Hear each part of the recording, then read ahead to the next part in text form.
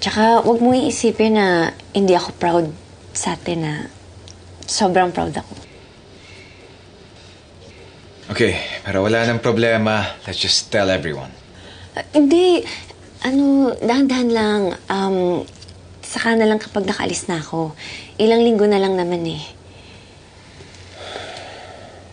At habang ngayon, na boss pa kita, dapat mag-set tayo ng boundaries. Kapag nasa workplace tayo, ibig sabihin, work mode tayo. At kapag ganito, na tayong dalawa lang, edi in a relationship tayo. Okay, I get it. You call me Brandon for anything na tungkol sa relationship natin yung bring up mo, and boss for everything else.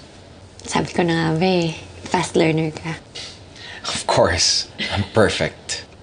Actually, oo, perfect ka. Really? Perfect.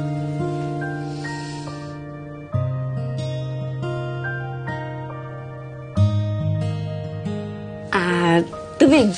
Tubig. Since we're not in the office, ako nang gagawa nito. Boss Kim. Hindi bagay. Ba't ikaw lang yung boss? Boss na kita ngayon. Pasensya ka na, hindi pa kasi ako...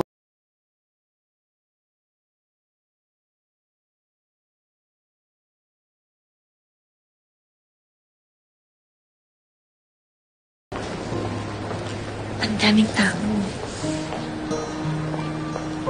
Tara.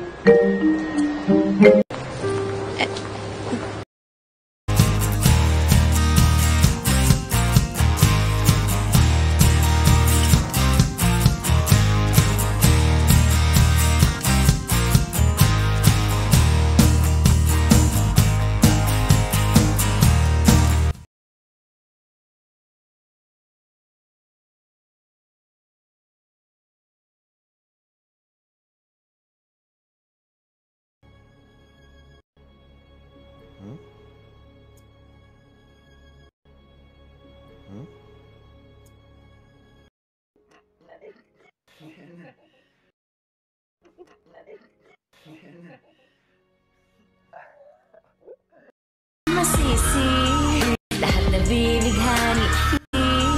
Lahat na binighani, lahat na binighani. Hindi ko naman masisi. Lahat na 1 hour later.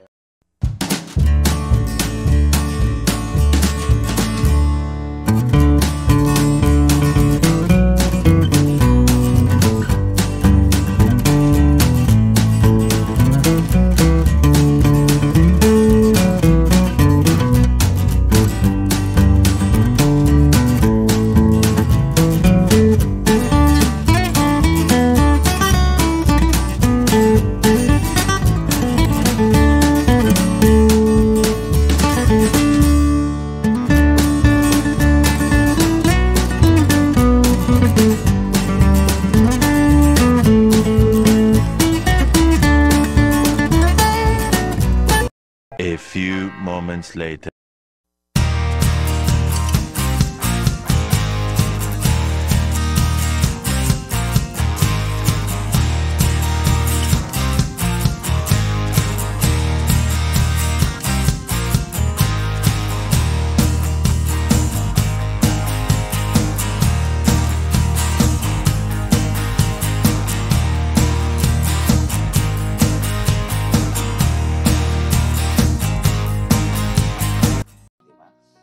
Si Mami. Hindi na. Matibay ito. Gumawa nito eh. Pusog mo pa mo. Oh, di ba? Kasya rin si Mami. Hindi na. Okay, fine. But stop calling me boss. Dahil boyfriend mo na ako. Nga ulit yung pangalan ng partner ko dun. Diba? Siyempre alam niyo, si Kim Chu. Ngayong week, Especially sa aming mag-asawa, parang sobrang liit lang ng mga kilig moments. pusog mo pa mo. Oh, di ba? Kasya rin si Mami. Hindi na.